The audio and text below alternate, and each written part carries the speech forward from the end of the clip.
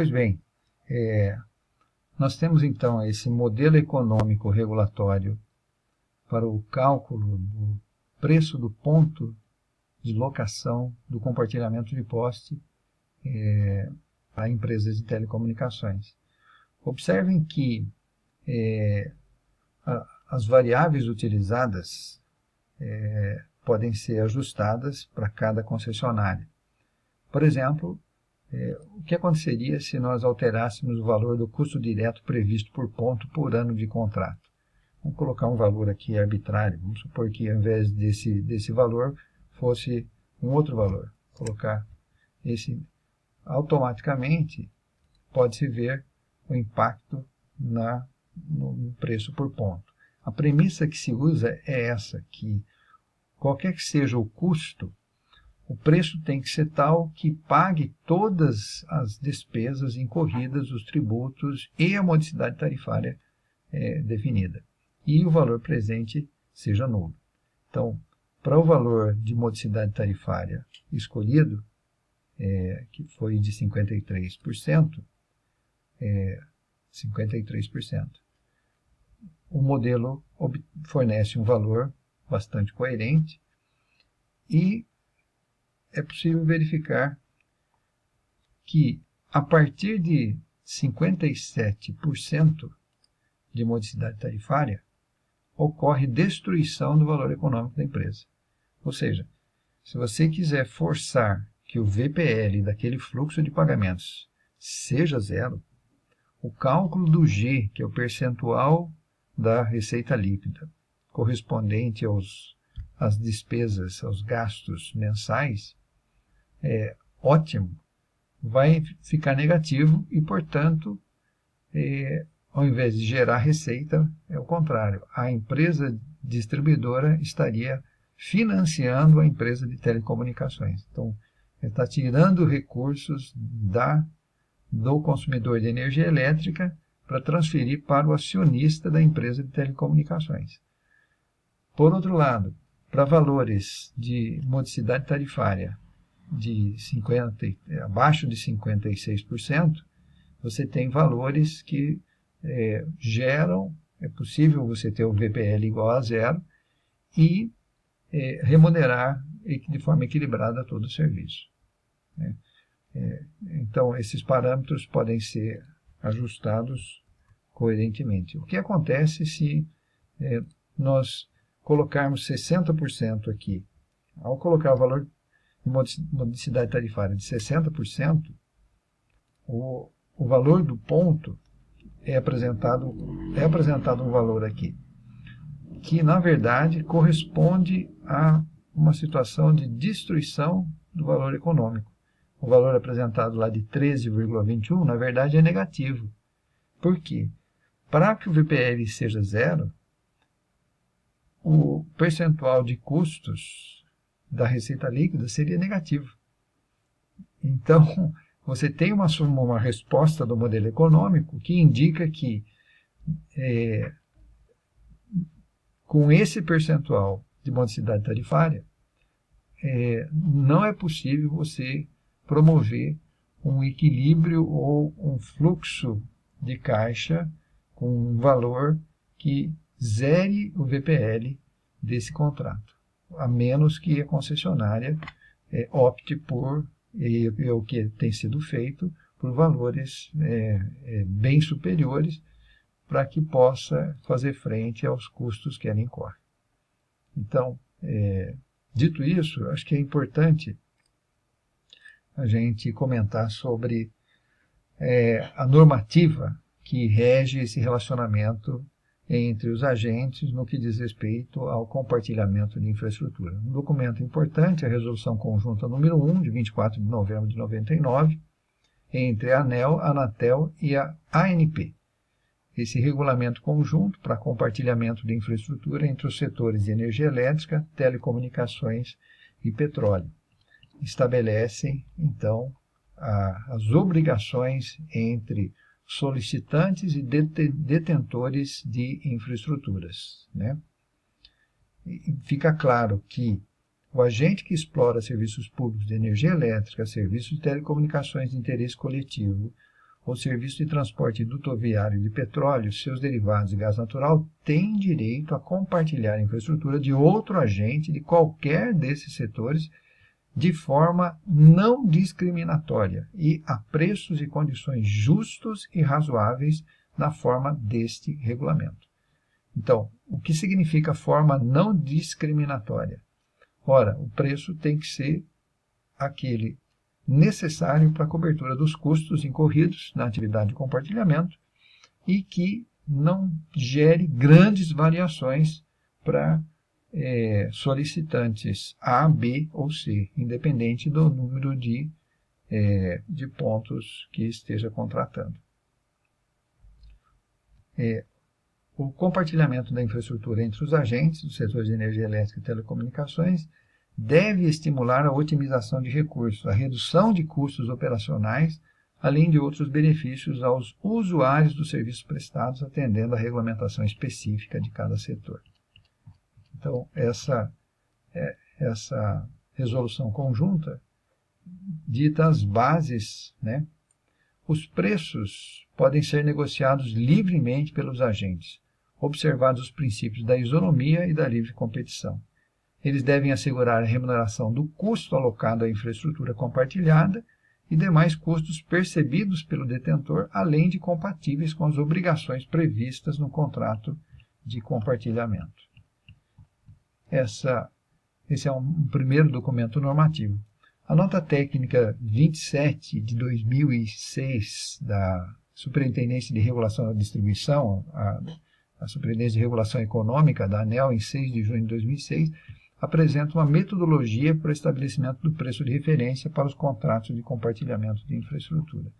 Então, esse documento também faz uma síntese da situação existente, onde os preços praticados pelas distribuidoras nos contratos de compartilhamento de infraestrutura foram analisados e verificou-se uma grande discrepância entre os contratos firmados com grandes empresas de telefonia, que alugam grandes quantidades de postes, e aqueles celebrados com empresas menores, destacando-se as pequenas de TV a cabo, que alugam menos postes por estarem entrando no mercado. As principais diferenças encontradas estão ilustradas aqui nesta tabela. A gente nota tem diferenças de 800%. Por exemplo, no caso dessa concessionária CELP, 5 contratos, valor mínimo 1,56, o valor máximo 14,07. No caso da CEMIG, 15 contratos foram analisados, o valor mínimo R$ 1,75, o custo de locação do ponto por poste, e o valor máximo R$ 8,95. Esses valores foram corrigidos aqui à data da publicação desse documento, dessa nota técnica, que é junho de 2006, portanto, não são valores atuais. Nota-se, por exemplo, da CPFL, 21 contratos, também uma variação de 350%, a Copel 325%, a Eletropaulo 305%, a Bandeirante com uma variação pequena e com valores aqui bastante próximos do teto. Então, está esclarecido que os valores desta tabela foram obtidos dos valores originais, corrigidos pelos índices constantes nos contratos, para a data base de abril de 2006.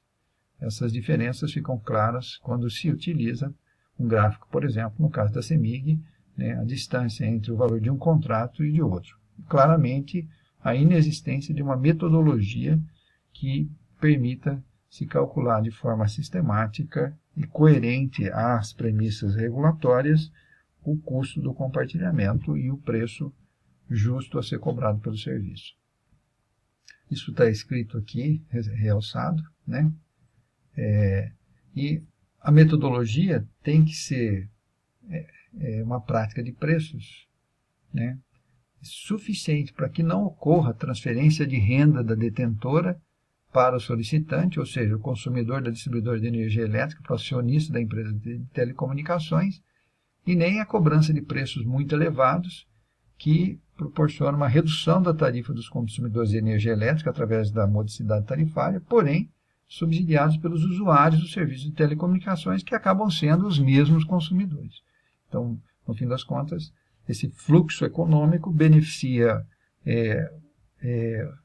o governo na coleta de impostos, a concessionária fica uma grande coletora de impostos e os consumidores pagam essa conta pelo uso compartilhado, mas não otimizado dos recursos que eles mesmos já pagaram.